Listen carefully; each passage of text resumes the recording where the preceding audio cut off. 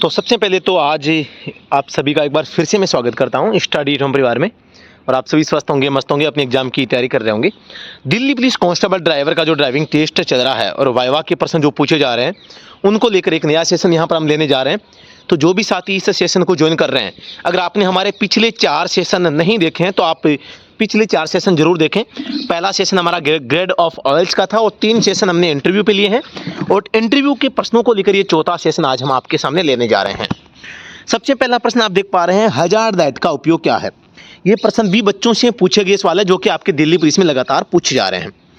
Hazard light एक प्रकार की पार्किंग लाइट को ही कहते हैं। जब आप गाड़ी के अंदर होते हैं वहाँ पे एक त्रिभुज के अंदर लाइट होती है और त्रिभुज के अंदर ऐसा त्रिभुज इस टाइप से लाइट होती है। इसको आप अगर ऑन कर देते हैं, जब आप इस प्रकार की जो लाइट होती है इसको आप अगर दबा देते हैं, ऑन कर देते हैं, तो जो पार्किंग लाइट होती है गाड़ी की, वो पार्किंग लाइट ही गाड़ी की ऑन हो जाती है। आप सभी को पता होगा, ठीक है। तो यहाँ पर इसको बोला तो हजार्ड लाइट जाता है, लेकिन एक्चुअल में ये पार्किंग वाली लाइट ही होती है। लेकिन इनका उपयोग आप कब कर सकते हैं? आपकी चलती हुई गाड़ी है और आप अगर इसका उपयोग तभी कर सकते हैं जब आपकी गाड़ी का टायर फट जाता है, ब्रेक फेल हो जाते हैं, स्टीयरिंग फेल हो जाता है, क्लच काम नहीं कर रही है, हेडलाइट रात के समय अचानक बंद हो जाती है। तो इस टाइप की चीज़ें होने पर ही आप हजार्ड लाइट का प्रयोग कर सकते हैं। कहने का मतलब है हजार्ड लाइट का उपयोग आप केवल आपातकालीन स्थिति में कर सकते हैं, जब किसी भी प्रकार की आपातकालीन स्थिति आ जाती है, इसके अलावा नहीं कर सकते। पार्किंग लाइट का उपयोग जब करते हैं जब आपकी गाड़ी खड़ी हो जाती है और आप रोड के किनारे गाड़ी को पार्क अस्थायी रूप से पार्क करके कुछ समय तक रुकना चाह रहे हैं, रात का समय है, तो आपको पार्किंग लाइट ऑन करनी चाहिए। तो यहाँ पर हजार्ड लाइट का उपयोग जब चलती गाड़ी में अचानक कोई टेक्निकल प्रॉब्लम आ जाए जिससे कि दूसरों को यहाँ पर सूचित करना पड़े, आवश्यक हो जाता है, तो यहाँ पर जैसे कि ब्रेक फेल होना, स्टीयरिंग फेल होना, ब्रेक फेल हो जाना, हेडलाइट का ऑफ हो जाना, इस प्रकार की चीज़ें, टायर फट जाना, तो हजार्ड लाइट को ऑन किया जाता है। अब प्रश्न 2 है, 3 लेन सड़क पर ट्रक को किस लेन में चलना चाहिए? आपको पता है, माना कि ये 3 लेन सड़क है, ये पहली, ये दूसरी, ये तीसरी, तो ट्रक यहाँ पर चलेंगे भाई। एचएमवी गाड़ियाँ पहली लेन में चलेगी, दूसरे में एलएमवी गाड़ियाँ चलेगी, तीसरी जो है ये ओवरटेकिंग लेन होगी। एक तो ओवरटेकिंग और एक वीआईपी लेन भी बोला जाता है। आपातकाल में इसी लेन का इस्तेमाल किया जाता है, ठीक है, आपात में। तो यहाँ पर जो ट्रक होते हैं ना, वो सबसे लेफ्ट वाले लेन में चलने चाहिए, ठीक है। तो यहाँ पर आपके लिए जो ट्रक की स्पीड भी पूछी जा सकती है, तो गाड़ी जो ट्रक है इसकी स्पीड 80 किलोमीटर प्रति घंटे की रफ्तार से किसी भी हालत में ज़्यादा नहीं होनी चाहिए, क्योंकि ट्रक एक प्रकार का स्टेज कैरिज वाहन है। स्टेज कैरिज वाहन है जिसमें कि जो है ट्रांसपोर्टेशन में काम आ रहा है, ठीक है। बर्फीले क्षेत्रों में ट्यूब टायर या ट्यूबलेस टायर, इनमें से किसका उपयोग करेंगे? तो आपको बताना है, बर्फीले क्षेत्रों में ट्यूब टायर का इस्तेमाल हमें करना चाहिए, क्योंकि बर्फीले क्षेत्रों में हमें जो है कभी कम या कभी ज़्यादा हवा की आवश्यकता होती है और ये काम हम ट्यूबलेस टायर में नहीं कर सकते। ट्यूबलेस टायर में एक एवरेज हवा रखनी ही पड़ेगी, नहीं तो वो काम नहीं करेंगे और हवा अपने आप है, हवा कम होगी तो हवा का रिसाव, उसमें खड़ी खड़ी गाड़ी का हवा का रिसाव हो जाएगा, टायर खाली हो जाएगा। इसी की तुलना में जो ट्यूब टायर होते हैं ना, इनमें हवा का रिसाव अपने आप नहीं होता है। हालांकि ट्यूबलेस टायर में चलती गाड़ी में रिसाव धीमा होता है, लेकिन धीमा इसी हो तो जाता है ना खाली। इसीलिए बर्फीले क्षेत्रों में ट्यूब वाला टायर ही सक्सेस है, ट्यूबलेस टायर यहाँ पर काम नहीं आते हैं। पहली बात आपको ये याद में रखनी है। दूसरी बात आपसे पूछिए तो ट्यूब टायर होता है ना, उसका प्रयोग आप छोटी बड़ी सभी गाड़ी में इस्तेमाल कर सकते हैं, लेकिन ट्यूबलेस टायर का प्रयोग आप हेवी गाड़ी में प्रयोग नहीं कर सकते, क्योंकि हेवी गाड़ी को चाहिए होता है लो प्रेशर और हाई प्रेशर दोनों प्रकार के टायर, क्योंकि दबाव बहुत ज़्यादा रहता है। और जो ट्यूबलेस टायर होते हैं ये हमेशा लो प्रेशर टायर होते हैं, यानी हाई प्रेशर टायर ये नहीं होते हैं। हाई प्रेशर का मतलब है 100-120 पॉइंट हवा अगर भरनी है, पौंड हवा भरनी है, तो यहाँ पर आप ट्यूबलेस में नहीं भर सकते, बल्कि ट्यूब टायर में आप भर सकते हैं। ये थोड़ा सा ध्यान देना है। ट्यूबलेस टायर जो होते हैं छोटी गाड़ियों में इस्तेमाल करते हैं, लेकिन छोटी गाड़ियों में क्या होता है, यहाँ पर हवा हम 35 तक ही भरते हैं, लगभग 35-40 मान लो आप, ठीक है, 50 मान लो भाई। लेकिन जो ट्यूब टायर है ना, इसमें 100-120 तक हवा आप भर सकते हैं। इसीलिए बड़ी गाड़ियों में आप ट्यूब टायर का प्रयोग कर सकते हैं, छोटी में भी कर सकते हैं, लेकिन ट्यूबलेस टायर का प्रयोग आप केवल छोटी गाड़ियों में करते हैं। यहाँ पर पूछा है कि टाटा 407 में कितने स्टड नट होते हैं? पहली बात तो जो टायर होता है, ये टायर है, ये टायर का अंदरूनी भाग है ये भाई, और ये आपका टायर ट्यूब वाला अंदरूनी भाग। चलो मैं इन्हें 3 भाग बनाए हैं। इस पे क्या होता है कि यहाँ पे जो नट होते हैं, है ना, ये नट होते हैं, तो इनकी संख्या पूछिए तो इनकी संख्या कितनी होती है? 6 होती है भाई। कितनी होती है? 6 स्टड्स नट होते हैं। इन्हें व्हील नट भी बोल देते हैं। इनको व्हील स्पिनर के द्वारा खोला जाता है, ये आपको याद रखना है, ठीक है। तो अगले प्रश्न पे चलते हैं। इनकी संख्या 6 होती है।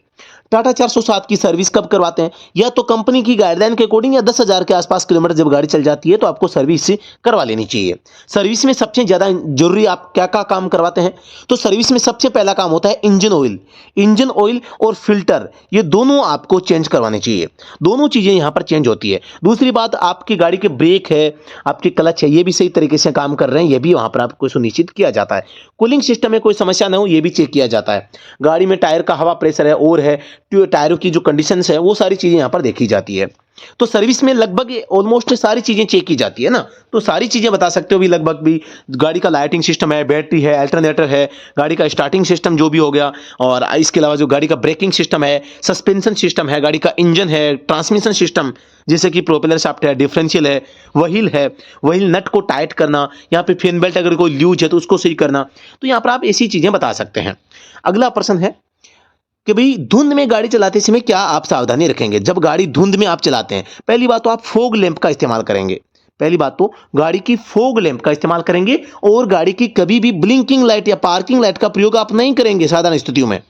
ये आपको थोड़ा सा ध्यान देना है। आप कह देते हैं कि मैं पार्किंग लाइट ऑन कर लूंगा। पार्किंग लाइट को ऑन आप धुंध में चलती गाड़ी में नहीं कर सकते, ये आपको थोड़ा सा ध्यान रखना है, ठीक है ना। धुंध में केवल आप फोग लैंप का इस्तेमाल कर सकते हैं, आप पार्किंग लाइट का इस्तेमाल नहीं करना चाहिए। हालांकि वो एक प्रकार से सुरक्षात्मक दृष्टिकोण से सही होता है, लेकिन पार्किंग लाइट उचित नहीं है उस समय उसका प्रयोग करना, क्योंकि पार्किंग लाइट का प्रयोग या तो आप गाड़ी खड़ी करके कर सकते हैं, या फिर आपकी गाड़ी में अगर कोई आपातकालीन स्थिति आ गई है उस समय कर सकते हैं। जैसा कि मैं बात करना चाहूंगा, धुंध में आप गाड़ी चला रहे हैं और आपकी गाड़ी कहीं ट्रैफिक में फंस चुकी है, आपकी गाड़ी रोड के बीचों बीच खड़ी हो चुकी है, तो आप यहाँ पे जो है पार्किंग लाइट का इस्तेमाल कर सकते हैं। सीएनजी की full form compressed natural gas, यानी कि संपीड़ित प्राकृतिक गैस, या अंग्रेजी में कंप्रेस्ड नेचुरल गैस। पूछते हैं कि सीएनजी में सबसे ज्यादा गैस कौन सी होती है? तो मीथेन होती है भाई, नाम बता देना आप, ठीक है। सीएनजी में मीथेन होती है। एलपीजी में पूछे तो एलपीजी में ब्यूटेन और प्रोपेन होती है। कूलेंट और पानी का अनुपात पूछा है। आपका रेडिएटर है, जैसे बोलेरो गाड़ी है, बोलेरो गाड़ी का जो टैंक होता है ना लगभग 10 लीटर का होता है। अब इसमें आपको पूछे कूलेंट कितना डालोगे, तो आप बता सकते हैं 2 लीटर कूलेंट होगा और 8 लीटर पानी हो जाएगा। आप बता सकते हैं 3 लीटर कूलेंट होगा, 7 लीटर पानी होगा, ये भी बता सकते हैं। लेकिन ध्यान रहे, आजकल आपको पूछा जाता है कि भी कूलेंट कहां डालोगे, तो लोग क्या करते हैं, जो रेडिएटर है ना आपका, रेडिएटर को आप फुली किससे भर देंगे? रेडिएटर को पानी से भर देंगे, पानी से भर देंगे, और जो आपका रिजर्वायर टैंक होगा उसमें केवल 1 लीटर आपका क्या डाल दोगे, यहाँ पे जो है कूलेंट डाल देंगे। ये भी लोग काम करते हैं।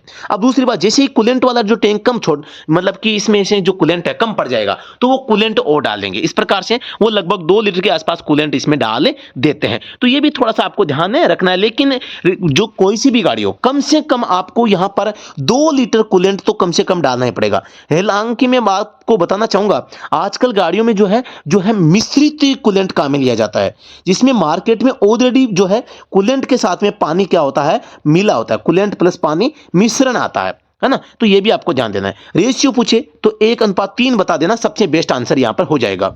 यहां पर अगला प्रश्न है, कूलेंट के लाभ क्या है?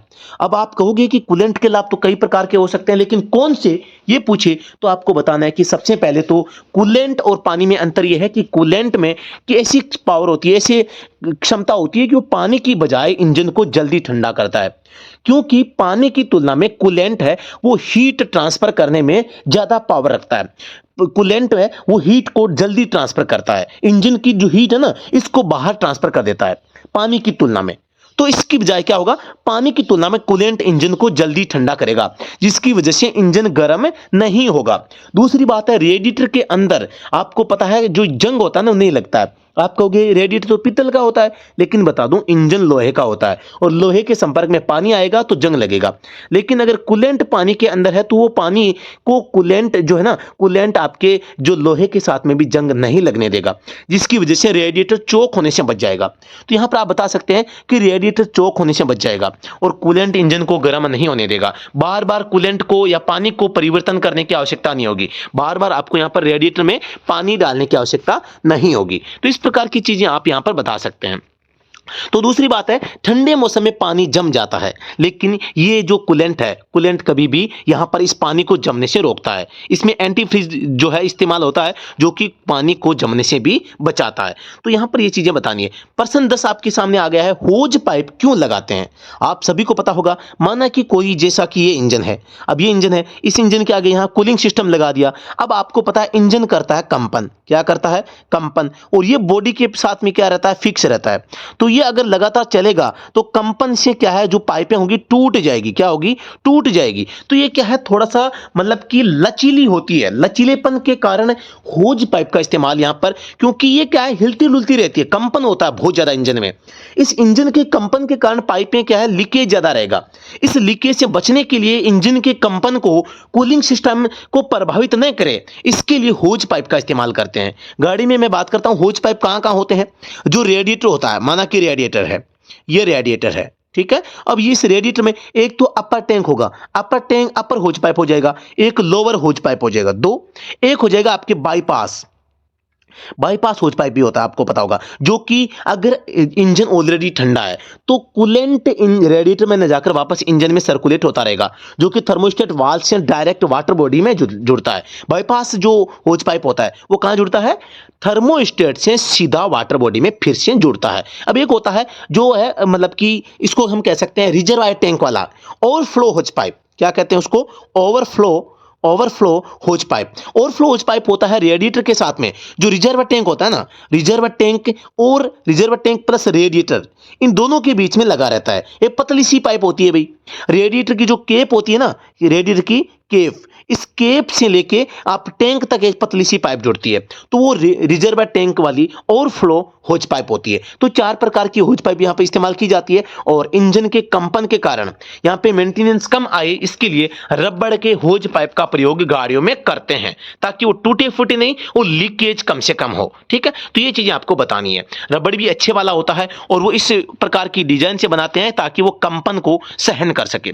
जी हाँ दोस्तों, उम्मीद करता हूं कि राज सर ने जो ये सेशन लिया है, आपकी नॉलेज बढ़ी होगी। दोस्तों होता क्या है, हम हैं पढ़े लिखे ड्राइवर, और यहां पर मैंने काफी अच्छी चीजें यहां पर बताने का प्रयास किया है, क्योंकि हम हैं पढ़े लिखे ड्राइवर, और हमें क्या है, पढ़ तो लेते हैं, लेकिन रियल में नॉलेज जो होता चाहिए ना, वो हम प्राप्त नहीं करते हैं। तो मेरे पास में हल्का फुल्का, देखो मैं भी आपकी तरह पढ़ा लिखा जो है ड्राइवर हूं। आप मुझे ये नहीं, मेरे को, मैं भगवान नहीं हूं मैं, है ना, मैं आप ही का छोटा या बड़ा भाई हूं। तो जो भी साथी इसको क्लास को देख रहे हैं, थोड़ा सा अगर आपको समझ में आ रहा है, आपको लगता है कि यार सच में ऐसी चीजें होती है, राज सर अच्छा ज्ञान दे रहे हैं, और राज सर अच्छा पढ़ा रहे हैं, अच्छा हमें ज्ञान बांट रहे हैं, तो साथियों आपसे छोटी सी रिक्वेस्ट है, इस वीडियो को छोटा सा एक लाइक वाला बटन दबा दो, कोई भी खर्चा नहीं है यार, है ना, केवल मन की सांत्वना होती है। मुझे लगेगा बच्चे लाइक कर रहे हैं, एक छोटा सा कमेंट अच्छा वाला जो मेरे दिल को छू जाए, वो कमेंट आप कर देना, ताकि मैं अगली वीडियो के लिए मोटिवेट हो जाऊं, और एक जबरदस्ती मेरी इच्छा ना होने के बावजूद मैं आपके लिए एक अच्छा सा सेशन ले आऊं।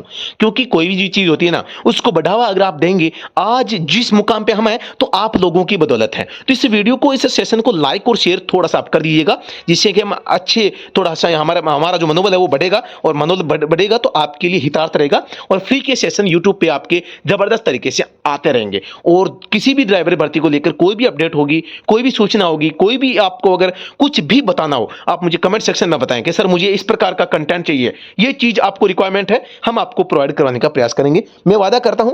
जी हां दोस्तों, आज तक हम सभी दोस्तों की यहां पे सहायता करते आए हैं और करते रहेंगे। तो दोस्तों नमस्कार, धन्यवाद। किसी भी प्रकार की क्वेरी के लिए आप संपर्क कर सकते हैं, आपको नंबर आपको दिखाई दे रहे होंगे। धन्यवाद, जय हिंद, वंदे मातरम।